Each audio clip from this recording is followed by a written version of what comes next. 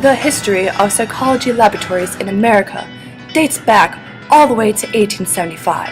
In 1875, William James received his medical degree and began teaching a psychology course at Harvard University, and also set up the first psychological lab in the United States.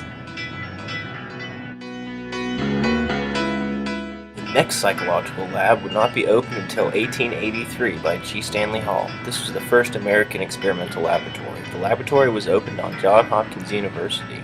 Do you know that Hall would be someone to remember? Why?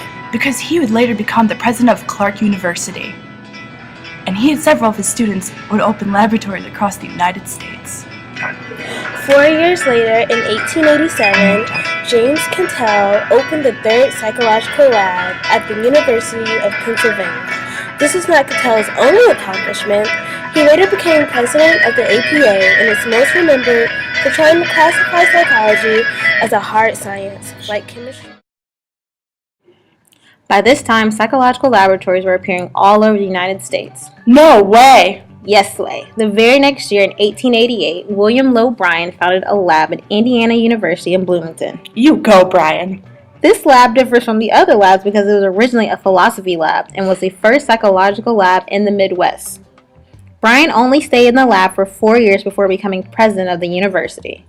While he was inside the lab, however, his research focused on educational issues, and later his strengths included the areas of animal conditioning, clinical psychology, and psychophysiology, each with its own specialized laboratory facilities.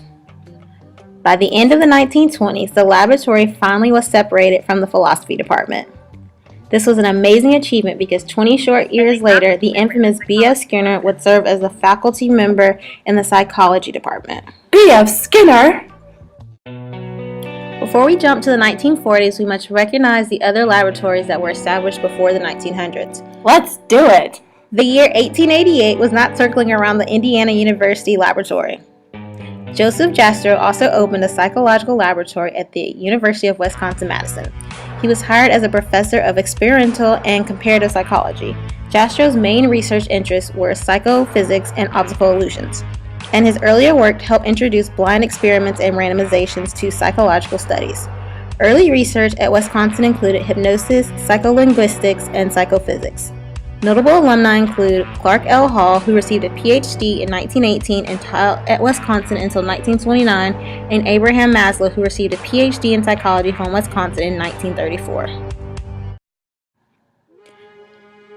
The next year, 3 more laboratories were opened. 3 more?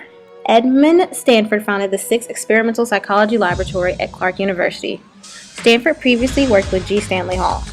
Within psychology, Clark University is known for being the only location where Freud gave a lecture in 1909. Freud was invited to the university by Hall, and the lecture series is known for introducing psychoanalysts to the U.S. The next lab of 1889 was established by William Noce at McLean Asylum in Waverly, Massachusetts. In an asylum? In an asylum. One of his early studies investigated subjects with terminal dementia. Research at the asylum was all-encompassing from chemistry to medical biology, pathology, and psychology. Wow, so many fields mixed together. Never before was research done in a psychiatric institution in America. Never? Never. With the establishment of the lab at the asylum, resources were now available for the study of psychiatric disorders. So that's where it came from. The next lab was established by Harry Wolff. Haha, Harry Wolff? Was he hairy like a wolf? Oh! No, but Harry founded the first experimental lab at the University of Nebraska, becoming the 8th lab in America. This lab was a part of an undergrad experimental psychology class. The lab was established for teaching purposes. Teaching purposes? Research began the fall of 1989 with the study of colorful vocabulary of children. How interesting. The study of path perception, Weber's law, and the speed of mental operations were among the experiments that students did.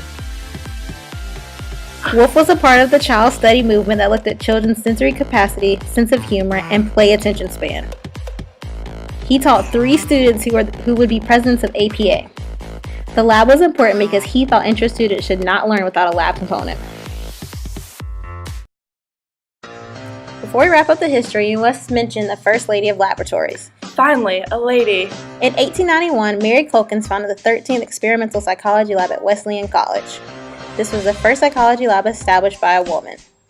Culkins would later become the first woman president of APA. You go, girl. In 1892, Chelsea S. Susanna Parrish established a psychology lab at the University of Randolph-Macon. Oh my god, do you mean like Macon, Georgia? No, in Ashland, Virginia. She also studied under E.B. Titchener. Thank you for listening, and I hope you enjoyed the history of labs in America.